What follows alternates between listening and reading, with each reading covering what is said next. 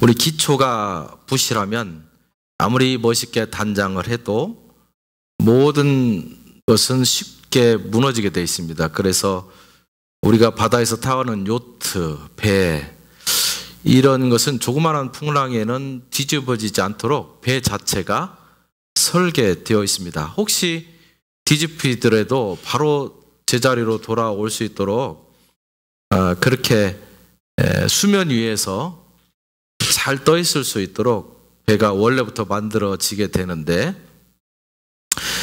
그렇게 만들기 위해서 그 밑에 부분을 위에보다 훨씬 더 무겁게 만듭니다. 그래서 우리는 그것을 바닥짐이라고 이렇게 부릅니다. 배 또는 가구도 마찬가지고 기구, 비행기 이런 모든 것들이 안정적으로 뒤집어지지 않냐고 그대로 갈 수 있도록 밑에다가 줄을 달아서 무겁게 하는 원리, 이것을 부력 조정용 모래라, 무거운 것을 밑에다 단다 해가지고 바닥짐이라고 이렇게 부릅니다. 그래서 정상적인 배라면 무게중심이 밑에 있어서 웬만한 파도에도 흔들리지 않냐고 잘 가게 되어 있습니다. 우리나라의 밴이죠. 차가 들어올 때 사실은 밴이 봉고는 아니에요. 밴 중에서 이름이 봉고라고 하는 밴이 맨 처음에 한국에 들어왔는데, 밴을 보면 다 우리는 봉고라고 얘기하죠. 근데 그 봉고 밴이 갖고 있는 약점이 있습니다. 무게중심이 위에 있어요. 그래가지고 잘 뒤집어져요. 껐떡하면 넘어지고 자빠지고. 저도 캐나다에 와서 봉고는 아니지만 밴을 타고 가다가 미끌려가지고 겨울에 그냥 반드시 가는데 두세 번 흔들리더니 그게 툭 뒤집어졌어요. 그래서 이게 무게중심이라고 하는 것이 밑에 있으면 안전할 텐데 중간이나 위에 있다 보니까 안정적이지 못하구나, 이런 것들을 느끼게 되었습니다. 그런데 우리가 인생을 살아가는 가운데 있어서도 가끔 밑에 보이지 아니하는 그 부분을 무겁게 하기보다는 겉으로 보여지는 부분에 계속 관심을 갖고 집중하고 거기를 단장하는 사람이 있다는 것을 종종 보게 됩니다. 그래서 외모와 외형에 신경을 쓰고 사람에게 보이기 위해서 어떤 일을 하고, 그래서 수면 위에 떠오르는 부분에만 잘 가꾸다 보니까 이런 배, 우리 인생의 배가 조그마한 풍랑에도 쉽게 뒤집어집니다. 그런데 밑에가 중심이 있는 배는 뒤집어졌다가도 자기 스스로 이렇게 일어나게 돼 있는데, 밑에 무게중심을 잡지 않냐고 보이는 부분에만 계속 치장을 하다 보니까 치장을 하는 부분에 뭔가 더 붙게 돼 있습니다. 그러니까 그쪽이 무거워지기 때문에 한 번 넘어지면 제자리를 찾기 쉽지 않는 그런 삶을 살아가는 사람 참 많다, 이런 생각을 합니다. 특히 예를 들면 요즘에 인기가 있는 연예인들이나 사람들에게 얼굴을 통해서 살아가는 사람들을 보면 이 문제가 참 많이 있어요. 한번 어떤 큰 문제에 부딪히게 되면 회복되기가 참 쉽지 않습니다. 그래서 작은 문제에도 자살하는 현상이 일어나고, 작은 문제에도 서로 티격태격하면서 서로 가정을 파괴하고 이혼도 하고, 이런 일들이 참 많은 것을 보게 됩니다. 왜냐하면 인생의 바탕에 근본되는 것을 가꾸지 않고 껍데기만 단장했기 때문이다. 네. 그런데 시대가 자꾸 그렇게 되어가고 있고 또 그것을 조장하고 있고, 그 시대 속에 살아가는 우리들은 그 시대의 문화를 거스르지 아니하고 그냥 그 흐름을 타면서 자연스럽게 편하게 그냥 그렇게 흘러가듯 살아가는 것 같다, 이런 생각을 하게 됩니다. 정신 세계, 영적인 세계를 먼저 다듬어야 하는데 자꾸 겉으로 보여지는 부분을 다듬고 치중하고 의미를 두다 보니까 결정적인 순간에 우리가 에너지를 딱 쏟아서 바로 서야 되는데 그렇게 하지 못하고 힘이 없어서 그냥 넘어져 버리는 그런 경우가 종종 있는 것 같습니다. 교회도 마찬가지인 것 같아요. 제가 여기 오기 전에 분당에서 몇 년 동안 목회를 했는데, 그 분당에서 목회를 하기 전에 일산에서 또 목회를 했습니다. 일산에서 목회를 하는 동안에 제 집 근처에 한 5천 명 정도 모이는 교회가 있었는데 한 3개월 지나니까 그 교회가 200명이 됐어요. 그래서 그 난리가 나는 걸 보고 일산을 떠났는데 얼마 지나지 않아서 소문을 들어보니까 그 교회가 건물은 아주 멀쩡하고 너무 잘 졌습니다. 그 교회 버스가 25대예요. 근데 하루아침에 3개월 만에 200명이 되면서 그냥 뭐 주저앉은 거죠. 주저앉았는데 다시 일어나지 못하고 그 상태로 계속 가게 되었는데 그 주변에 있는 그 크지 않았던 교회가 있었습니다. 그런데 말씀에 집중하고 좀 재미는 없지만 굉장히 본질에 충실한 그런 교회가 있었는데 얼마 지나지 않아서 이야기를 들어봤더니 그 교회가 5천 명 내지 6천 명이 되었다. 이런 얘기를 듣게 되었습니다. 그런데 캐나다 와보니까 캐나다 교회도 별반 다를 게 없다 이런 생각을 하게 됐어요. 어떤 때는 교회가 형성되면서 1년 이내에 막 2, 3천 명이 되는 교회도 있고 그런가 하면 그런 교회가 세워지면서 어느 교회는 몇 개월 이내에 그냥 바닥을 드러내는 교회도 보게 되고 하루아침에 빈자리가 막 쏙쏙 드러나는 그런 교회들을 보게 됩니다. 우리 열린교회는 시작된 지 한 7년 정도 되었는데 제가 이번에 한국을 3주 동안 갔다 오면서 열린교회를 통해서 신앙을 갖고 훈련을 받고 돌아간 참 많은 성도들을 만났습니다. 어떻게 알고 전화가 오는지 막 전화가 와요. 그래서 만나자고 얘기하고 시간이 없어서 안 되는데 어거지로 만나기도 하고 정말 많은 사람들을 만났습니다. 그래서 만나면서 제 생각에 지금은 얼마 남지 않았고 어떤 사람은 참 열린교회 이태이태하다, 뭐 성장이 안 된다, 뭐 많은 얘기를 하는 것 같지만 제가 느끼고 경험하고 교제하면서 생각하게 된 것은 열린교회가 갖고 있었던 그래도 믿음의 뿌리는 있었다. 정말로 우리 교적부가 270번을 나갔습니다. 근데 대부분의 사람들이 여기서 훈련받고 한국으로 거의 다 돌아갔어요. 3년, 짧게는 2년 이렇게 훈련받고 한국에 돌아갔는데 한국에 돌아가서 신앙생활에 자기 자리를 찾고 옛날에 작은 교회지만 거기에서 함께 부딪히면서 신앙을 나누고 또 하나님을 알게 되고 훈련받게 되었던 것을 얼마나 기쁘게 생각하고 그리워하는지 제가 굉장한 격려를 받고 왔습니다. 어쨌든 그 신앙의 초창기에 부족하지만 자기들을 담임하고 훈련시켜줬던 사람이라고 생각하면서 그렇게 기뻐하고 또 대접하기를 즐거워하고 하는 것들을 바라보면서 우리가 신앙생활하고 함께 격려하고 하나님의 나라를 세워가는 일에 헛수고하지 않았구나 하면서 제가 감사하면서 돌아왔습니다. 우리가 이런 것들을 바라보면서 우리의 삶뿐만 아니라 우리의 신앙생활 자체에도 기초가 있어야 되고 그 기초를 좀 튼튼히 해야 되겠다 이런 생각을 합니다. 좀 단단한 음식인 것 같지만 지난번에 그리스도를 무교병으로 먹으라고 했지 않습니까? 말씀을 먹고 즐거워하고 그래서 말씀으로 무장하고 기도로 하나님과 교통하면서 우리의 신앙을 다지고 그러한 각자의 신앙의 성숙에 따라서 성도들이 함께 모여서 교제하고 서로의 마음을 나누다 보면 정말로 이 기초 없고 뿌리 없는 이 시대 우리를 거치장하도록 만들고 겉모습을 번지르르하게 만드는 그것을 조장하고 있는 이 시대에 정말로 우리가 본질을 놓치지 않고 살아갈 수 있는 삶을 살 수 있겠다. 이것을 제가 생각하게 됩니다.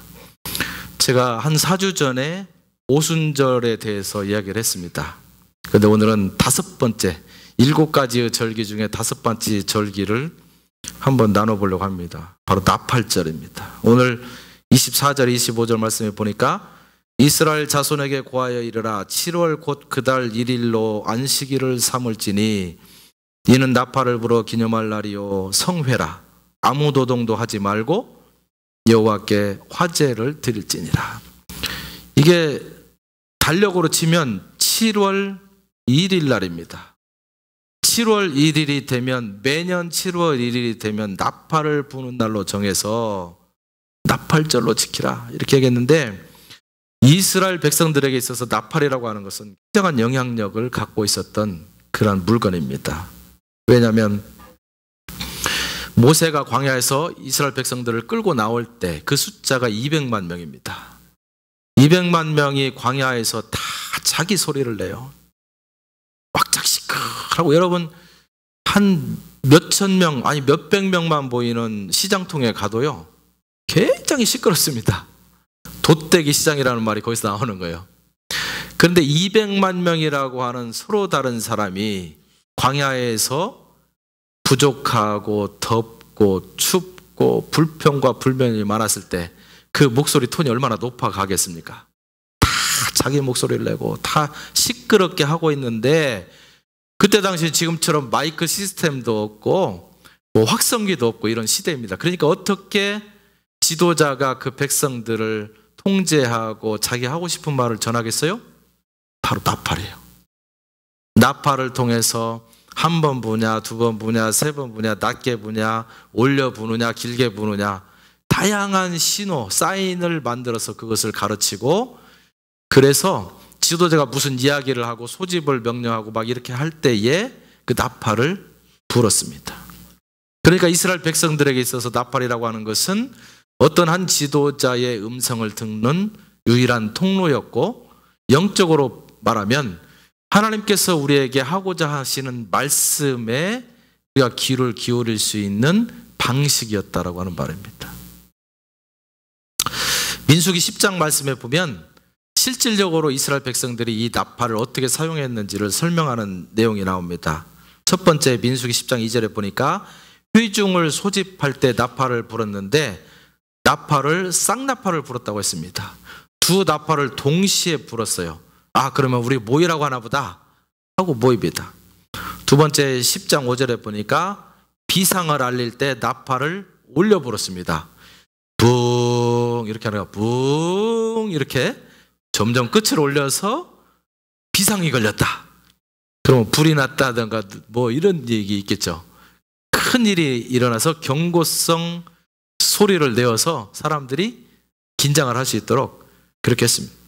세 번째는 전쟁을 알릴 때 10장 9절에 보니까 나팔을 불었습니다. 그럴 때 이스라엘 백성들이, 남자들은 창과 칼을 들고 막 뛰쳐나오고, 여자들은 들어가서 이제 군량비로 쓸 것들을 준비하고 뒤에서 서포트할 수 있는 시스템으로 딱 갖추게 됐습니다.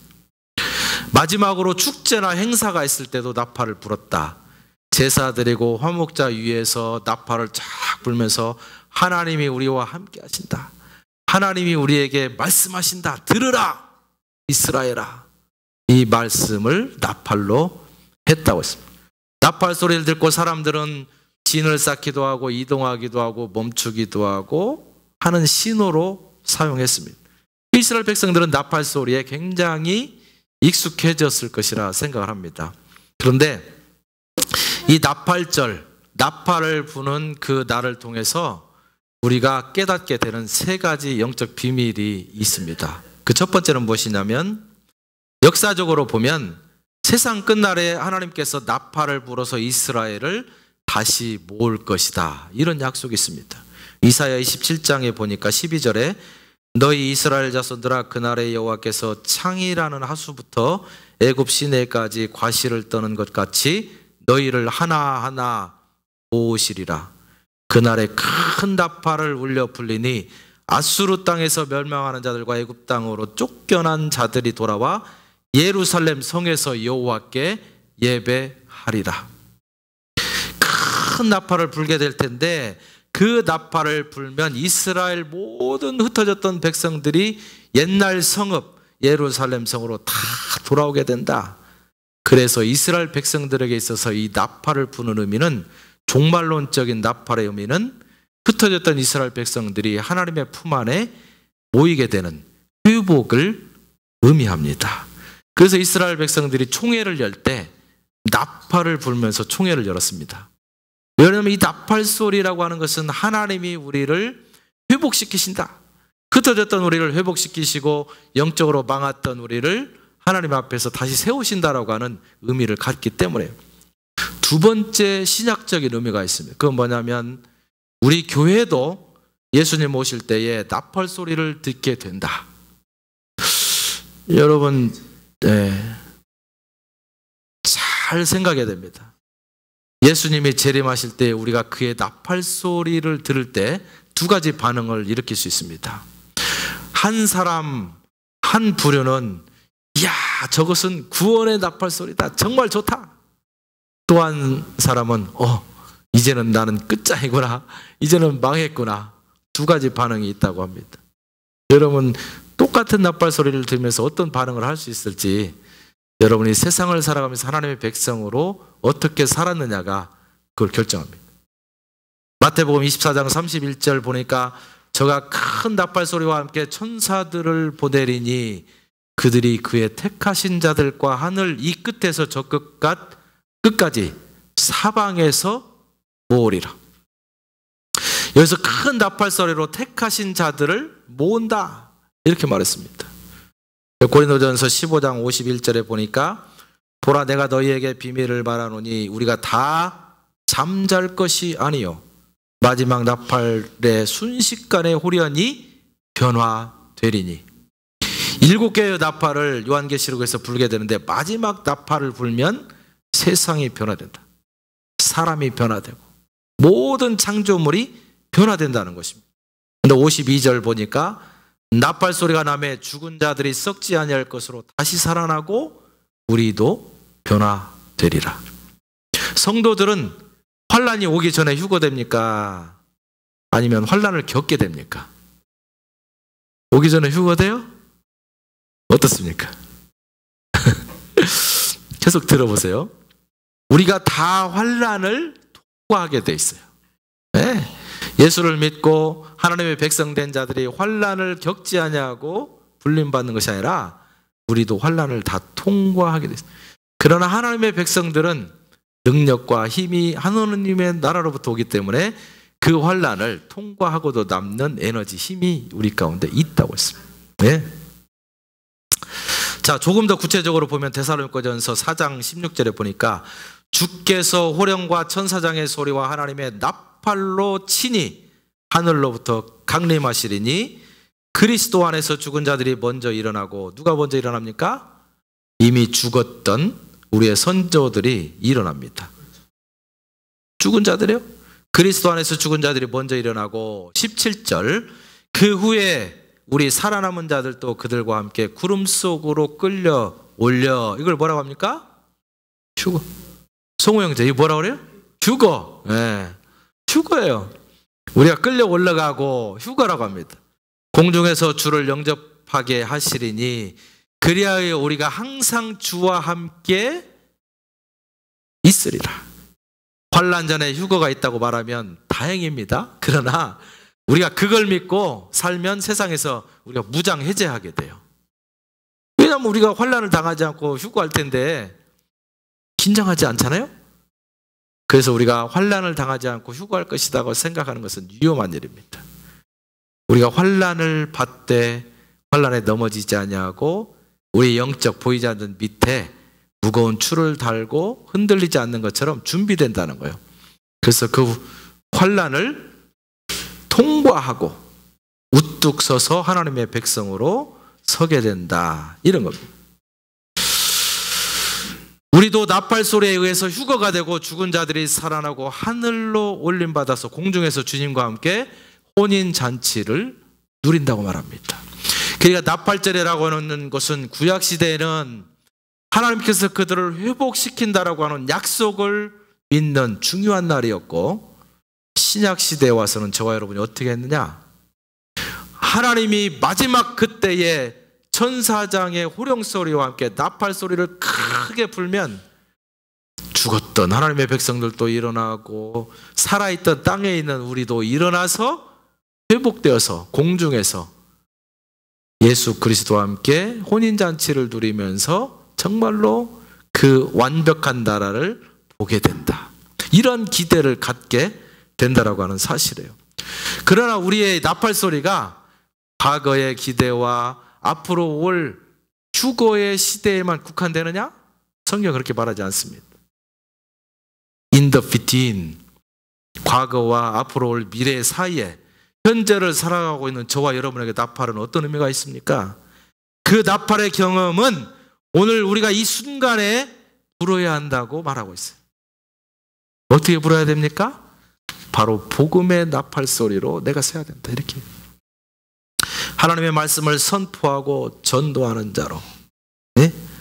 천사의 나팔이 이 세상 역사의 마지막을 장식할 것이라고 한다면 지금 매일매일의 복음의 나팔, 나의 나팔을 부를 수 있어야 하나님의 백성답게 살아가는 사람이다라고 말합니다.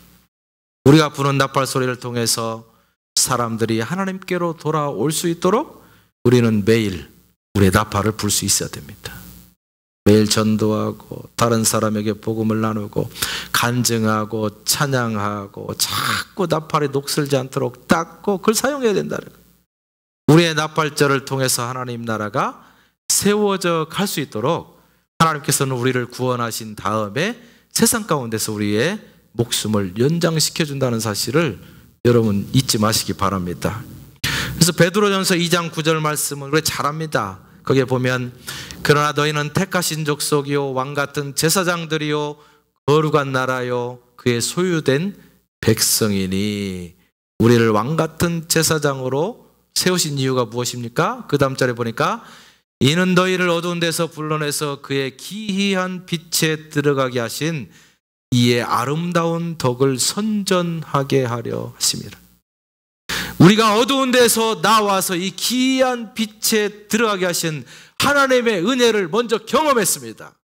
오늘 이 자리에 나와서 하나님 앞에 예배하고 그의 은혜를 찬양하는 여러분은 어두운 데 있다가 기이한 하나님의 빛을 보았고 그 빛이 좋다는 것을 느끼고 살아가고 있는 사람들입니다. 그 은덕을 우리가 먼저 기뻐하고 감사한 다음에 그리고 나서 어떻게 해요? 이 아름다운 덕을 선전하게 하려. 다른 말로 하면 나팔을 불듯이 선포하고 복음을 증거하고 내가 하나님의 빛을 경험했더니 이렇게 좋더라. 그 빛에 함께 참여하자라고 우리가 나팔수의 역할을 감당해야 돼. 여기서 선포한다는 말에 영어에 다양한 역본이 있습니다. 거기에 보면 show forth, 전시하다, 설명하다, declare, 선언하다, announcement, 공고하다, 뭔가 알려준다, 홍보한다, 이런 다양한 언어로 이 말이 표현되고 있습니다. 우리를 제사장으로 세운 이유가 무엇인가? 그의 기이한 빛에 들어간 우리가, 다시 말하면 과거에는 어두운 빛에 살았는데, 그런데 그 어두운 빛에서 우리를 불러내어서 복음을 알게 하고 인간의 삶에서 벌어지는 온갖 어두운 모양 속에서 가정 문제도 있고 자녀 갈등 문제도 있고 해결되지 않는 다양한 인간관계의 다양한 복잡한 개인의 문제들까지 다 있지만, 그러나 어두운 데서 우리를 불러내어서 영적 진리를 깨달은 다음에 내가 가지고 살았던 모든 어둠의 그림자들을 내가 해결할 수 있는 능력과 그 에너지가 내 안으로부터 드러나서 내가 그 빛에 비추어져서 이제는 모든 것들을 해결하고 살아가는 환한 삶을 살게 되었습니다. 그 하나님의 빛을 경험한 우리가 이제는 어떻게 됩니까? 환경이 달라지거나 바뀐 것은 없는데 내 안에 신기한 빛을 경험한 다음부터 내 인격이 변화되고 내 삶이 변화되고 내 비전이 구체화되고 내가 살아가는 세상이 즐거워지기 시작하면서 그 빛에 비추어진 나의 삶이 이제는 다른 사람에게 비추어지기 시작하고, 그러면서 내가 그 하나님의 놀라운 나라를 선포하는 밝은 빛의 역할을 감당하는 사람이 되었다라고 하는 사실이에요. 그래서 성경에 보면 너희는 세상의 빛과 소금이니, 우리가 그냥 나간다고 빛이 되는 것이 아니라 여러분, 세상에 반짝반짝하고 있는 수많은 별들 중에서 스스로 불을 내고 있는 별은 얼마 안 된 거 아시죠? 태양계에서 자기가 자체적으로 발광하고 있는 것은 태양밖에 없어요. 그러나 그 태양의 밝은 빛에 노출되어진 수많은 별들이 밤이 되면 이곳저곳에서 반짝반짝반짝 다 빛나는 거예요. 내가 빛을 발하지 않고 있지만 밝은 빛에 투사된 모습을 갖고 있는 그 별은 자기도 모르는 사이에 자기도 빛을 발하게 되어 있다라는 거예요. 내 본질이 어두웠고 내 본질이 부족했지만 그러나 예수 그리스도의 은혜의 빛에 노출되어진 저와 여러분, 하나님의 백성들은 그 빛을 받아서 다른 사람들에게 그 놀라우신 은혜의 덕을 선전하는 또 다른 별로 빛나게 된다라고 하는 사실이에요. 그래서 우리는 세상의 빛과 소금으로 살아가게 되는 것입니다. 이렇게 얘기하면, 그러니까 내가 간증하는 것이 먼저가 아니라 어때요? 내가 체험하는 것이 먼저예요. 삶이 빛을 발견하고 바뀌는 것이 먼저라는 거예요. 내가 찬양하는 것이 먼저가 아니라 어떻게 해요? 내 경건한 삶이 먼저라는 거예요. 그렇죠? 네. 중요한 이야기입니다. 내가 하나님의 은혜를 경험하지 아니하고 간증할 수 없어요. 내가 하나님의 은혜를 느끼지 아니하고 찬양할 수 없습니다. 그런데 근래에 내가 하나님의 은혜에 먼저 그 빛에 노출되지 아니하고 내가 빛된 삶을 사는 것처럼 살려고 하다 보니까 힘드는 거예요. 그래서 그것을 간증이라 하지 아니하고 종교 행위라고 하는 것입니다. 그런 걸 찬양이라 하지 아니하고 노래라 하는 거예요. 우리 그리스도인들은 내가 한마디 한마디를 한다 할지라도 그것이 이야기가 아니라 간증이 돼야 돼. 내가 하나의 노래를 한다 할지라도 그것이 노래가 아니라 찬양이 돼야 돼. 내가 그 놀라운 하나님의 빛에 먼저 노출되고 노출된 내가 내 스스로가 하는 것이 아니라 내 안에 담겨진 그 반사된 빛이 나를 통해서 비쳐나갈 때 내 얘기가 아니고 내 실력이 아니고 내 자랑이 아니라 나를 통해 역사하시는 그리스도의 영광이 나를 통해서 드러날 줄 믿습니다. 그것이 저와 여러분이 나팔절을 통해서 이 시대를 살아가는 우리의 삶의 방식입니다. 서울대에서 인기 있는 교수 중에 김난도라고 하는 교수가 쓴 책이 있습니다. 아프니까 청춘이다. 청춘은 아파요. 몸으로도 아파요. 어렸을 때 사춘기를 겪으면서 몸살을 알아요. 그렇죠? 여학생도 몸살을 앓고 남학생도 몸살을 알아요. 왜 그러냐면 어렸을 때 몸을 버리고 이제는 성숙된 몸으로 나아가기 때문에 몸살을 납니다.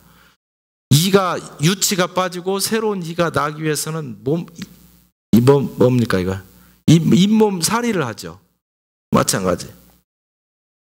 아프니까 청춘이다. 거기에서 멋진 말을 합니다. 부정적인 사람과는 사귀지 마라. 왜 그렇습니까? 전염되니까.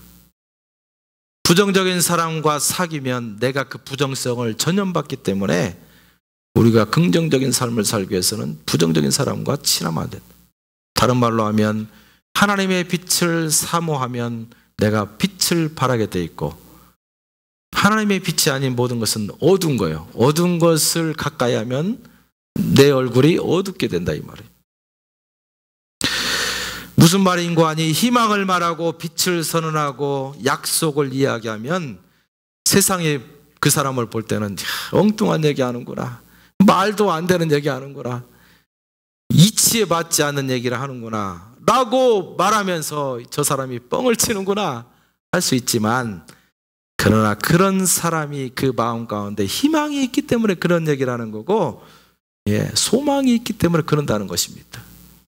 앞으로 다가올 것까지 걱정하고 미리 힘들어하고 자신 없게 세상을 살아가는 것이 아니라 하나님을 신뢰하기 때문에 보이는 게 없어도 지금 답답해도 그 빛을 사모하는 것입니다. 비치지 아니하는 자기가 스스로 빛이 없는 별은요, 그분을 보고 있을 때만 빛을 발하게 돼 있어요. 그런데 그분을 보지 않으면 당연히 빛이 없어져 버리는 거예요. 그거 마찬가지예요.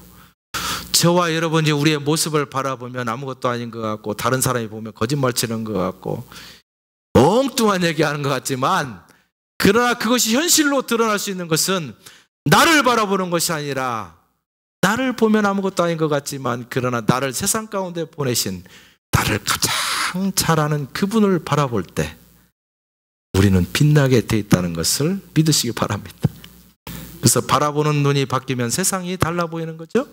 세상이 달라 보이면 우리의 삶이 감동을 받는 것이 아니라 우리의 삶이 변화됩니다. 신앙은 감동이 아닙니다.